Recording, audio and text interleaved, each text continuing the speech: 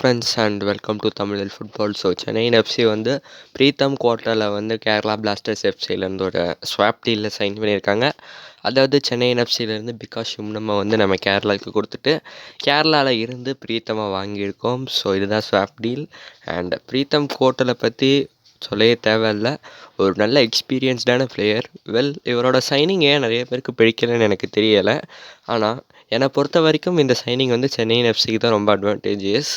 ஏன்னா இந்த மாதிரி நேரத்தில் சென்னையினோட டிஃபென்ஸ் ரொம்ப கஷ்டப்பட்டுக்கிட்டு இருக்கு.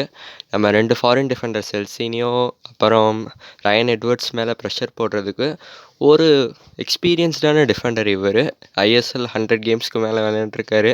நேஷ்னல் டீமுக்கும் விளையாட எக்ஸ்பீரியன்ஸ் இருக்குது. அது மட்டும் இல்லாமல் ஆண்டனியோ லோப்பஸ் அபாஸ்க்கு கீழே வளர்ந்த ஒரு பிளேயர் இவர்.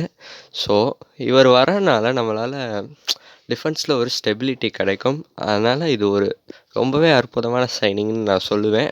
அண்ட் அதுவும் ஒரு யங்ஸ்டரை வந்து நம்ம ஸ்வாப் டீலில் கொடுத்தது எஃப்சிக்கு ஒரு அட்வான்டேஜ்னு தான் சொல்லணும். ஆனால் ஒரு யங்ஸ்டர் வந்து நம்ம டீமை விட்டு வெளியே போயிருக்காரு. ஒரு டேலண்ட்டை வந்து நம்ம இழந்திருக்கோம் அப்படின்றதையும் மறக்கக்கூடாது.